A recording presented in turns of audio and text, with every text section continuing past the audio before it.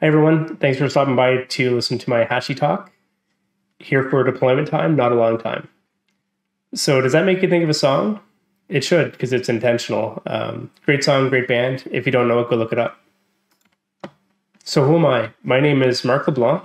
I'm a delivery leader over at Arctic. Work with a great team of consultants where we focus on automation, CI/CD, microservices, and the lot.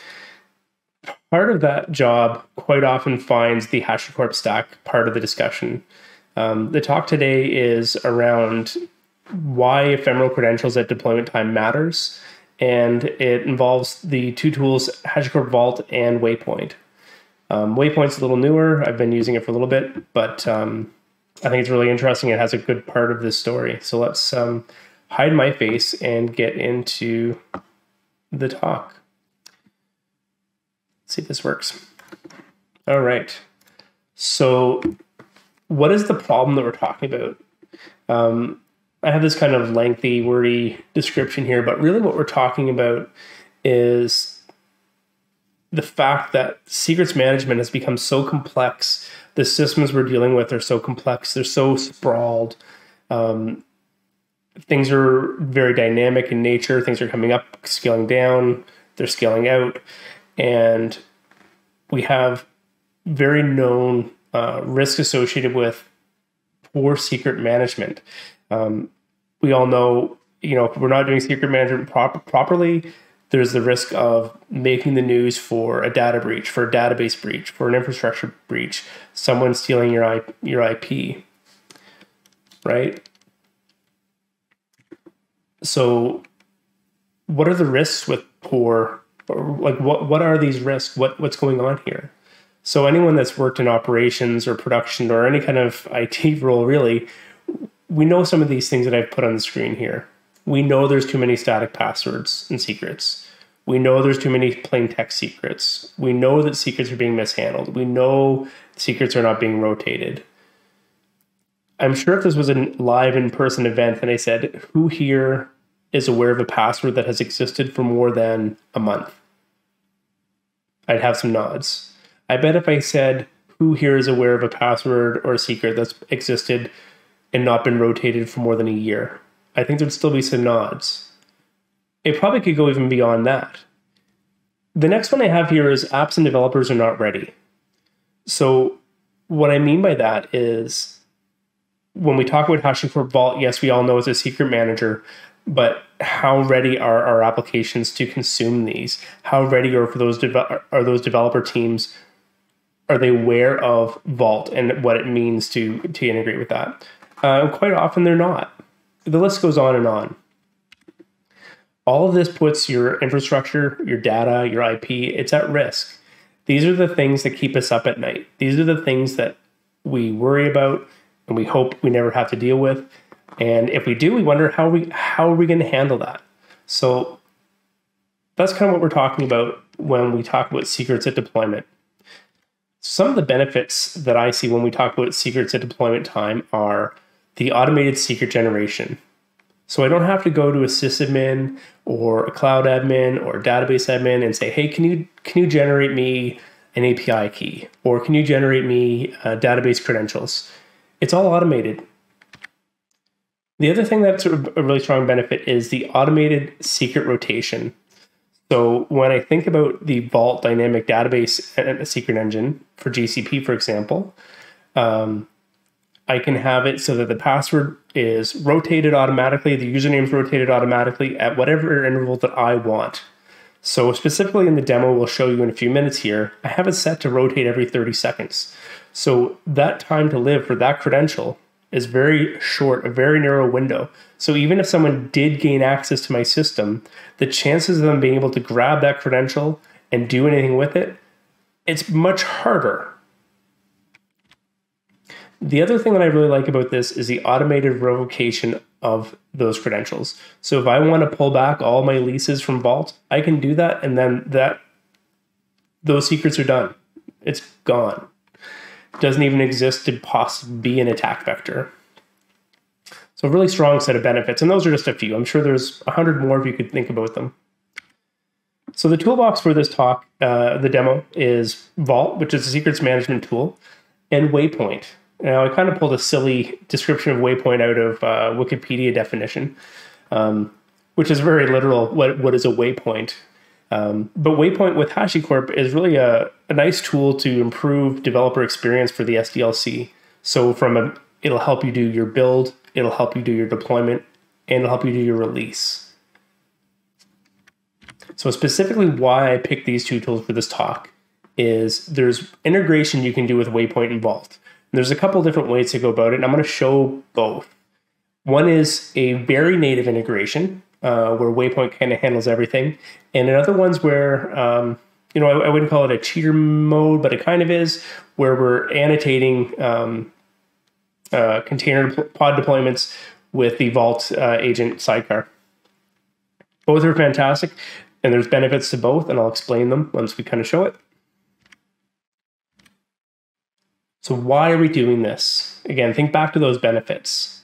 One, it's ephemeral. It's a short-lived secret. We're going to grab it for when we need it. And then when we're done with that deployment, it's gone. It's automated. I'm not going to have to call up anybody. I'm not going to have to put in a ticket. This just happens, and it's just there. The automated generation, the automated rotation, and the automated revocation. It's fantastic. Finally, I keep talking about, like, what if someone gets in? It's audible. So because it's all token based by Vault, you can see when someone grabbed the token, where they came in from, what they did with that token, and it lets you kind of narrow in on, what was that blast radius.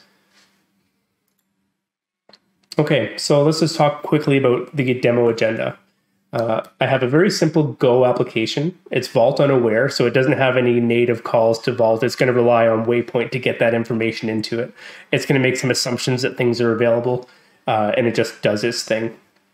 We're going to do a deployment where it's broken, so we haven't set up the Vault integration. Then we're going to, in the second point, we're going to update that deployment so that it includes dynamic credentials, and that'll go out to Vault, say, hey, give me some database credentials. It'll spit them back. It'll go do its thing.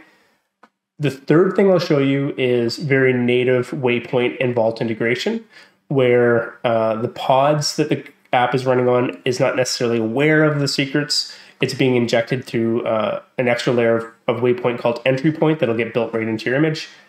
And then the last thing we'll do is we'll just take a little poke around at some of the visibility gains that we get. We'll just sort of check the audit trail that we can see and see some of the things happening, see some of the calls back to Vault. We'll see when the username passwords get updated and those sort of things. All right, so let me switch some screens here and we'll get right into it. So I'm going to hide this one, pull up my VS Code. Okay, so on the right, we're not going to look at the UI of Waypoint, but I just wanted for awareness, there is a UI you can log into. I don't really use it too much. I tend to be more on the CLI. Okay, so just to lay out kind of what this demo is. So there's a Google Kubernetes engine. I've pre-built that. We have Vault installed on a namespace. Part of that installation on GKE is we've installed the Vault Kubernetes auth method. So what's going to happen is we're going to build this application I've called Hello Creds, super simple. When Hello Creds comes up, it's going to be running as a specific service account the Vault knows about, and it's going to say, hey, yeah, you have access to some stuff. Specifically, we gave it access to a database engine and a KV pair with a little bit of host information. Okay, so what are we looking at here? I have on the screen Waypoint config file for an application. And so I mentioned that it helps you manage your build, your deploy, and your release. So I can just show quickly. I want to point out one thing right now, because we're going to make use of this in a moment. This config section here for env, this is for defining environment variables. So right now this is just empty. We're going to come back to that in a minute. And this would be made available to the Waypoint, the entry point layer that runs with your application. Next thing it does is it can do the build. So I've already pre-built this image because I don't think we need to sit and kind of watch a build happening. But we can see that it's pushing up the GCR. giving a tag, marking it as not local. For the deployment, we're going to say deploy it to Kubernetes into a namespace called hello creds. We have some empty annotations. Same thing, we're going to come back and see that in a few minutes. Here's that service account I was talking about that it's going to rely on when it boots up. And we're going to say run on port 80. Okay, so that was the build and the deploy. The last phase of what it's going to do for us is it's going to do a release. Same thing, we're going to say use Kubernetes. I'm going to do a release in the hello creds. And what it's going to do is it's going to push out a Kubernetes load balancer for us. So let's just go ahead and kick that off. I'll just pull this up so you can kind of follow along. This can take a couple minutes. Sometimes it takes a second or two for it to grab an external IP address from the load balancer. So we can see that it's created. The deployment successfully rolled out. So the deployment phase is done. So notice it switched from deployment. It says releasing now. Now we're waiting for that Kubernetes load balancer to come up, be ready. And while that's doing that, I'm just going to switch and make sure I'm clicked into the right browser window. Because a couple things are going to happen here when this is done. One of the neat things that Waypoint offers you is it does offer you a proxy service. So when it first deploys your application, there's a proxy service that you can kind of use as a preview window. It's not meant for any kind of production level traffic, but you can kind of go and see your application without having it released. So we've done the release as part of this, but we could have just seen it here.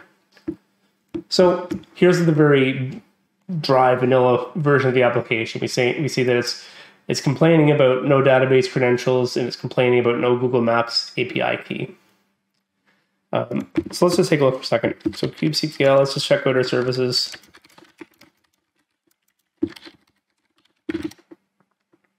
So we see that it built us a load balancer, grab that external IP address.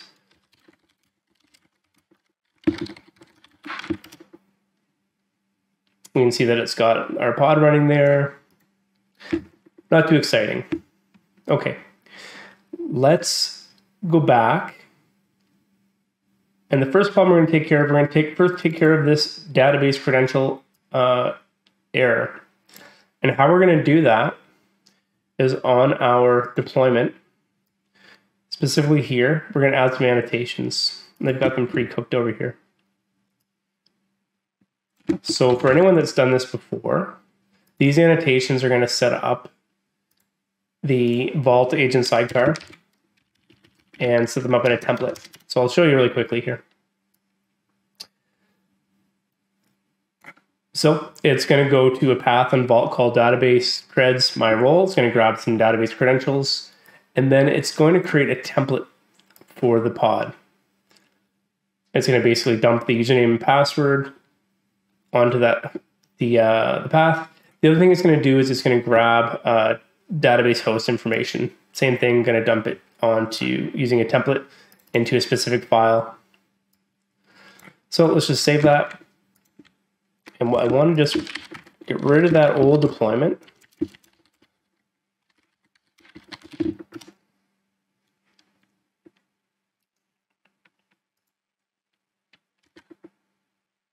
What did we do wrong? Let's look.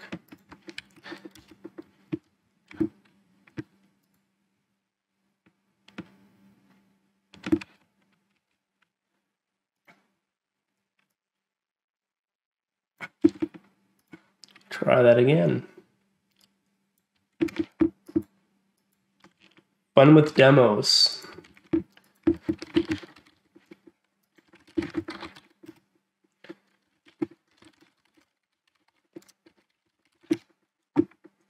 And away we go.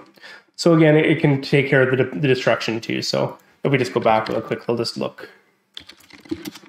We'll see there's no pods in that namespace. And the load balancer takes a few minutes to come down, but that's okay. We don't really care about that at the moment. So, okay, let's just review what we did. We did one deployment. It was broken. We've added the annotations. We're going to deploy it again.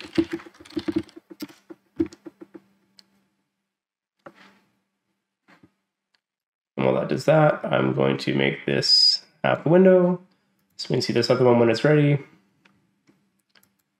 Deployment rolled out, waiting, waiting, waiting.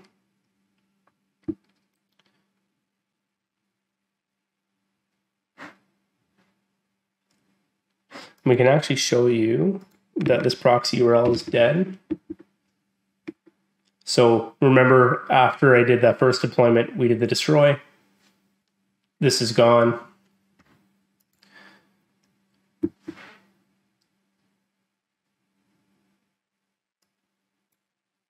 Just waiting for this to become ready. Service is ready. There it is. So it's a new one. Specifically, you'll notice that it's got a new version. So there, that's cool. So we have a working call to a database now. So we can see that it's got the working code over here. We just added those annotations. And what's neat here is I want you to watch. So right now I have these credentials are going to rotate every 30 seconds. So we can actually do too. See if we can do this.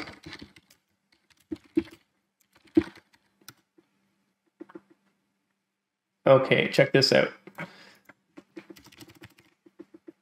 So every 30 seconds, this username and password is going to rotate. So if I refresh this now, we're going to see that it's changed.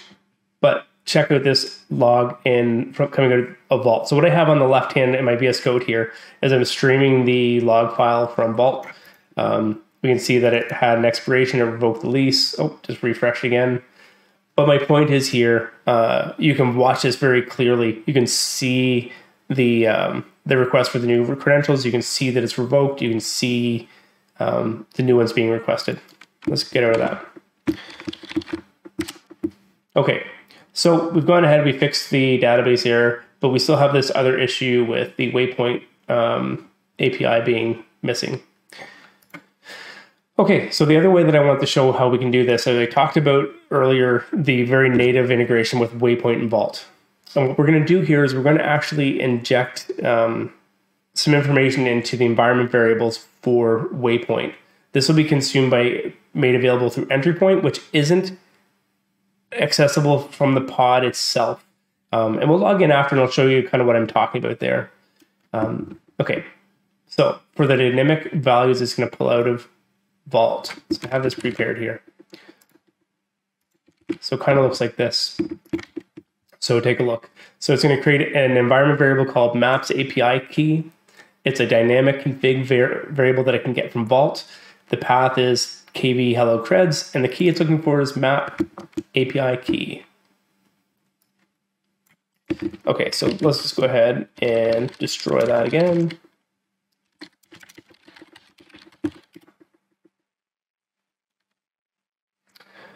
Service deleted, destroy, delete, successful. Great, great. And then let's just do a new deploy.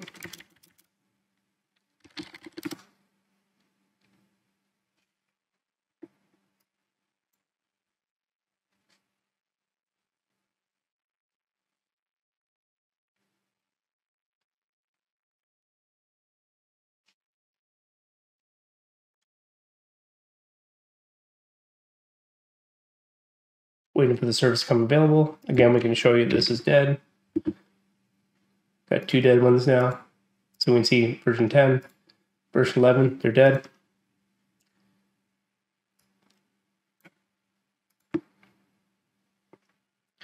Just about there.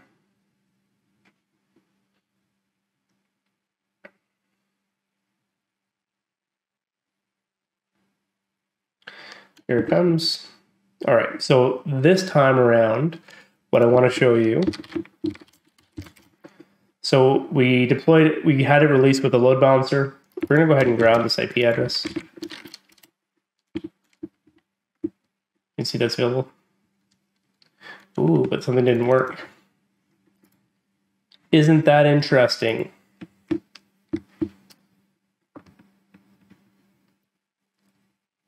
Again, fun with demos.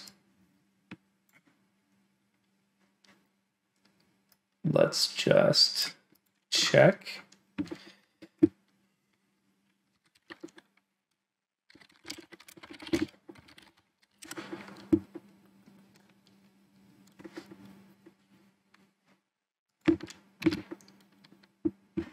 to make sure that it was actually not working.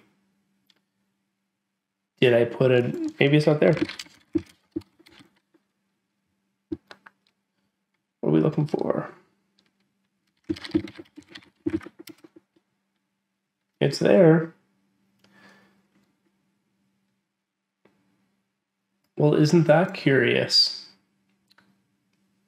So what was supposed to happen here, this application should have read this in. It does work. You can go check it out. I did it at HashiCorp a couple months back, but I'm not sure what's going on here.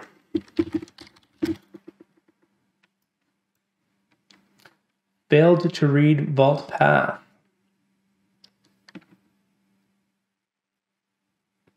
Oh, I know it's wrong. Oh, I know it's wrong. Okay, we'll fix this. We'll fix this. So I just know because of this error right here. Let me explain what I did here. Hold on. So Waypoint can get logs. It gets logs from that entry point layer I was talking about. When I check this log, I know that this is not looking in the right vault spot. So what I suspect has happened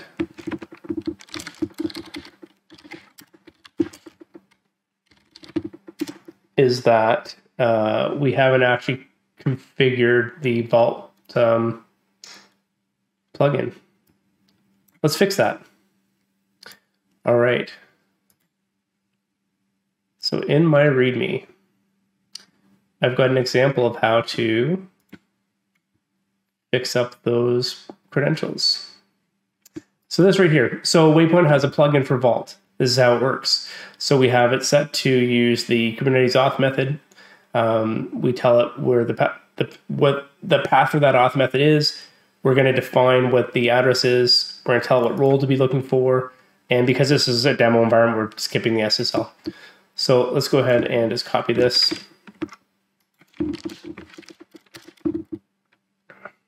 Okay. And then I just can't recall if that's going to synchronize that. Yeah, it did. Okay, perfect. Renewed auth token. Let's take a review of this. Cool. So that was the issue. I just didn't have the plugin defined. Let's just recap real quick. So when I first showed it to you, it's still broken because I didn't configure the Vault plugin. Configured the Vault plugin using this stuff right here, and it was able to go and get the, can't see it here. We can see that it did grab it. And then if we do our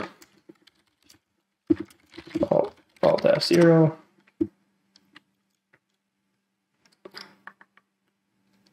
let's just see if we can see it here. Let's just try this. Right. Yep, there. Okay, cool. So we can see that it's coming from here.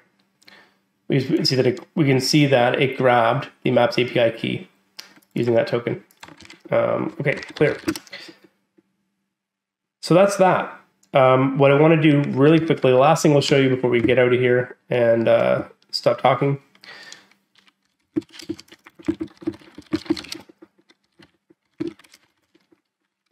So I want to just get into this pod and show you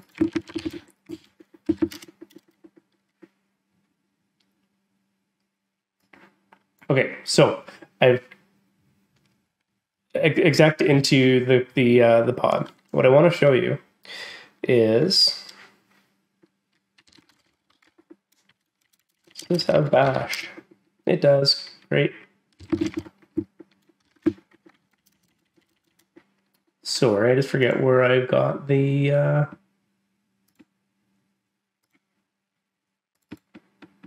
if I look, I just want to check. I think we're done with that other window for now.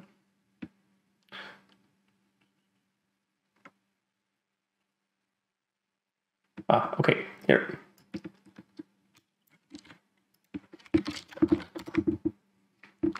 So what I just did here is I just printed out, you can see that it's mounting the DB creds. So remember the DB creds credentials are being populated by the Vault agent sidecar through the annotations. The other thing I talked about was the fact that with the API key, what we were doing is we were setting an environment variable. But what I want to show you is, if I look at the environment variable, on the pod, if I log into the pod, remember, I do not see that map API key. Okay? Not there. If I get out of here, and I look at the waypoint environment,